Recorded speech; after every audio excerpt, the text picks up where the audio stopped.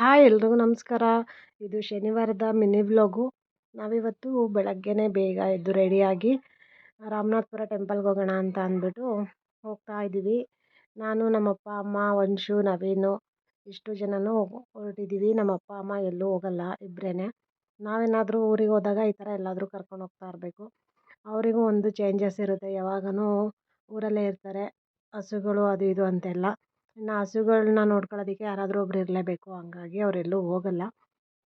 ಇನ್ನು ನಾವು ಹೋಗಿದ್ವಲ್ಲ ಅಂತ ಅಂದ್ಬಿಟ್ಟು ಅವ್ರಿಗೂ ಸ್ವಲ್ಪ ಚೇಂಜಸ್ ಇರಲಿ ಅಂತ ನಾವು ದೇವಸ್ಥಾನಕ್ಕೆ ಕರ್ಕೊಂಡೋದ್ವಿ. ಇನ್ನು ಕ್ಯೂ ಏನೂ ಅಷ್ಟೊಂದೇನು ರಶ್ ಇರಲಿಲ್ಲ.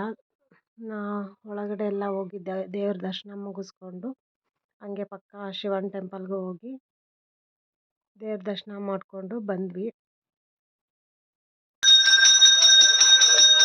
ದೇವ್ರ ದರ್ಶನ ಎಲ್ಲ ಚೆನ್ನಾಗಿ ಆಯಿತು. ಇನ್ನು ಮುಗಿಸ್ಕೊಂಡು ನಾವು ಅಲ್ಲಿ ನದಿ ಹತ್ರ ಹೋದ್ವಿ. ಅಲ್ಲಿ ಮೀನುಗಳು ತುಂಬಾ ಇರುತ್ತೆ. ಆ ಮೀನುಗಳಿಗೆ ಪುರಿ ಹಾಕೋಣ ಅಂತ ಅಂದ್ಬಿಟ್ಟು ಪುರಿ ತೊಗೊಂಡೋಗಿದ್ವಿ ನಾವು. ಪುರಿ ಎಲ್ಲ ಹಾಕ್ತಾಯಿದ್ದೀವಿ ನೋಡಿ.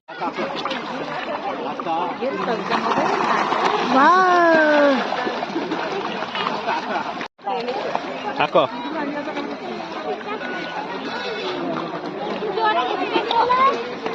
ನನ್ನ ಮಗಳಿಗಂತೂ ಆ ಮೀನುಗಳೆಲ್ಲ ನೋಡಿ ತುಂಬ ಖುಷಿಯಾಗೋಯಿತು.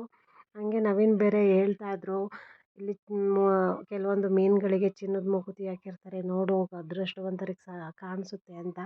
ಬಟ್ ನನಗೆಲ್ಲೂ ಕಾಣಿಸಿಲ್ಲ.